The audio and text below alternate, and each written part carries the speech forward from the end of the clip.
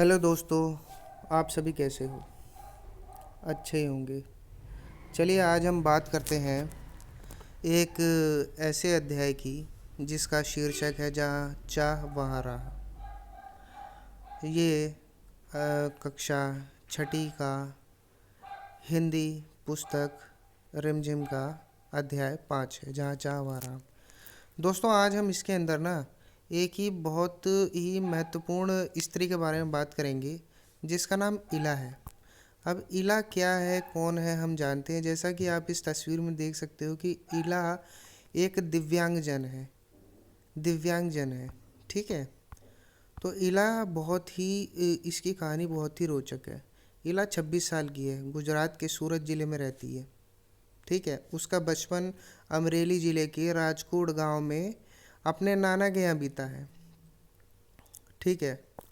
अब इला को आप जैसे कि जानते हो कि इला जो है कि दिव्यांगजन है। तो आप तो जानते हो कि दिव्यांगजन को काम करने में, कहीं जाने में, इधर उधर जो है कि समावेश लेने में, एक ग्रुप में कहीं भी जाने में, पढ़ाई लिखाई में, स्कूल जाना हो, कोई काम करना हो, तो इन सब में जो है कि प्रॉब्लम आती है ऐसे बच्चों को।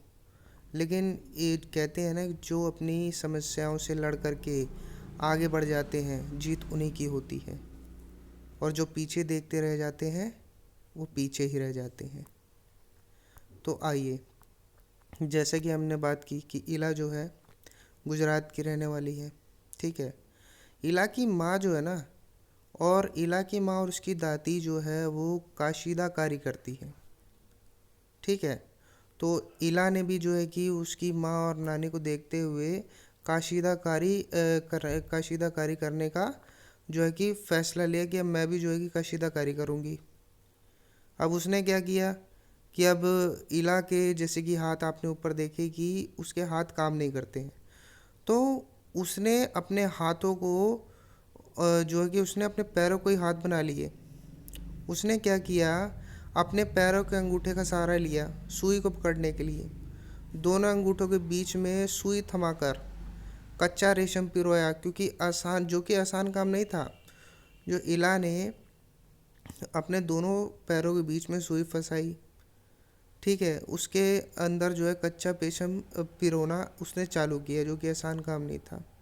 ठीक है। इसीलिए इस कहानी का शीर्षक है चाह चाह वहाँ रहा। उसके विश्वास और धैर्य ने कुदरत को भी झुठला दिया। 15-16 साल की होते ही इला काठियावाड़ी कशीदारी में माहिर हो चुकी थी। किस वस्त्र पर किस तरह के नमूने बनाए जाए, कौन से रंगों से नमूना खिल उठेगा और टाके कौन से लगेंगे, यह सब वह समझ गई थी। एक समय ऐसा भी आया, अब उसके द्वारा काढ़े गए परिधानों की प्रदर्शनी लगी। इन परिधानों में काठियावाड़ के साथ साथ लखनऊ और बंगाल की झलक भी झलक रहा था। इला ने काठियावाड़ी टाकों के साथ साथ कई टाके भी इस्तेमाल किए थे। पत्तियों को चिकनकारी से सजाया था, इंडियों को कांथा से उभारा था, पशु पक्षियों की ज्यामितीय आकृतियाँ को कसूती और जंजीर से उठा रखा था।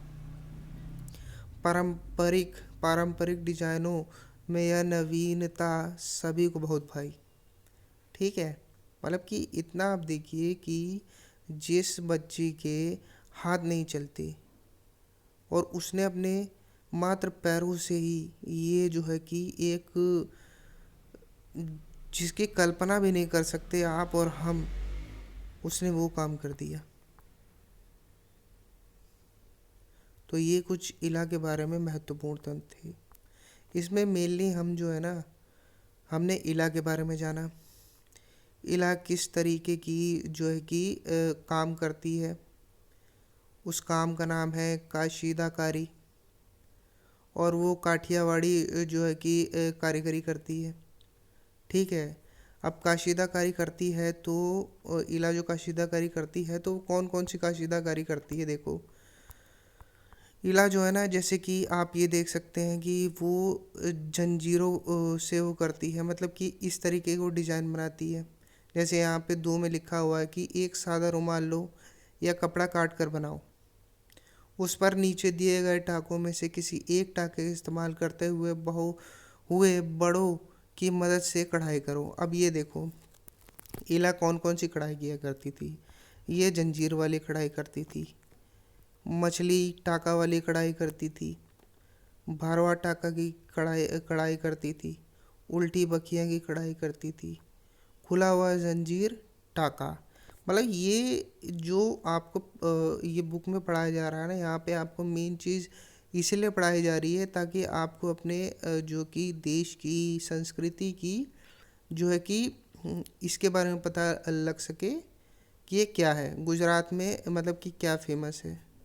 गुजरात में काठियावाड़ी साड़ी जो है कि फेमस है, और उसी काठियावाड़ी साड़ी पर जो है कि इला काशीदाकारी करती थी इन इन इन सब चीज़ों से। जैसे कि उसने जंजीर की काशीदाकारी कर दी, मछली टाका की काशीदाकारी कर दी, भरवा टाका, उल्टी बखिया, खोला हुआ जंजीर टाका की काशीदारी कर दी।